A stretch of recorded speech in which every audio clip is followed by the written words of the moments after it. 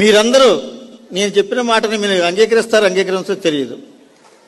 అంబేద్కర్ ప్రపంచం మొత్తం మహామేధావి జ్ఞాన సంపన్నుడు అంటుంది. నేను చాలా తెలివి తక్కువ వాడు అంటాను. అంగీకరిస్తారా?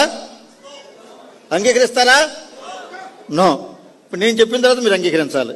నో అన్న వాళ్ళందరూ కూడాను మీ పిల్లవాడు ఒక 10th చదివితేనో, డిగ్రీ చదివితేనో, లేదా పీజీ కోర్స్ చేస్తేనో, ఉద్యోగం చేయకుండా దేశభక్తి అంటూ తిరిగితే ఏం చేస్తారు? మీరు ఏం చేస్తారు? ఏమని తిడతారా? పిల్లవాడిని చదివిన చదువు మానేసి ఉద్యోగాలు చేయకుండా, డబ్బులు సంపాదించకుండా, భార్యను పోషించకుండా, పిల్లల్ని పోషించకుండా దేశం కోసం తిరుగుతుంటే, ఇల్లు వదిలిపెట్టి తిరుగుతుంటే మీ పిల్లవాడిని మీరేమంటారు?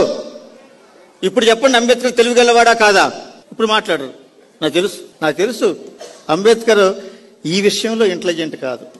మనలాగా ఇంటెలిజెంట్ అయితే ప్రపంచంలో అన్ని విగ్రహాలు ఉండేవి కదా ఆయనకి. అది మన ఇంటెలిజెంట్, మన తెలివి మన కుటుంబానికే పరిమితం అయిపోయి ఉంటుంది. ఆయన ఒక ఆదర్శ పురుషుడు కాబట్టి, మహానుభావుడు కాబట్టి, యుగకర్త కాబట్టి ఆయనకి ఈ ప్రపంచమే సంతానం, తన బిడ్డల సంతానం కాదు.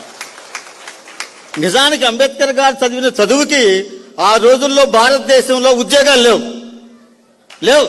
భారతదేశంలో ఉద్యోగాలు లేవు. అంబేద్కర్ గారు చదివిన రోజుల్లో కాలేజీ లెక్చరర్కి 24 రూపాయల జీతం, హై స్కూల్ హెడ్ మాస్టర్ గారికి 17 రూపాయల జీతం.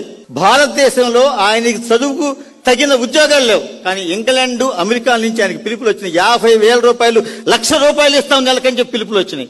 ఆయన అంత డబ్బు తీసుకుని ఉంటే మహారాష్ట్రను కాదు, మన 2 తెలుగు రాష్ట్రాలను మొత్తం కొనేసేవాడు. ఇప్పుడుకు మార్చాను నేను.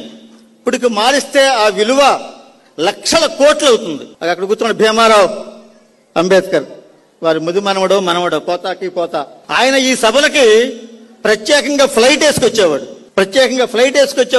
ఆ డబ్బంతా అంబేద్కర్ సంపాదించి కూడబెడితే బిల్ గేట్స్లు, అదానీలు, అంబానీలు అంబేద్కర్ గోటి కింద కూడా సరిపోయేవాళ్ళు కాదు.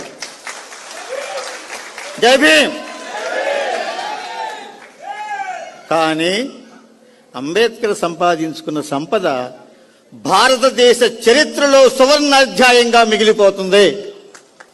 బిల్ గేట్స్ సస్తే దినం చేసిన తర్వాత 2వ దినానికి కూడా నోర్చుకోడు. అంబానీ సస్తే 2వ దినం కూడా వాడికి చేయరాడు. పిల్లలు తనుగు చేస్తారు, మాకు ఎక్కువ ఇచ్చాం, మాకు తక్కువ ఇచ్చామని. కానీ అంబేద్కర్ జయంతులు, వర్ధంతులు ఇంకా 1000 సంవత్సరాలు ఈ భారతదేశంలో నిర్విఘ్నంగా జరుగుతాయి.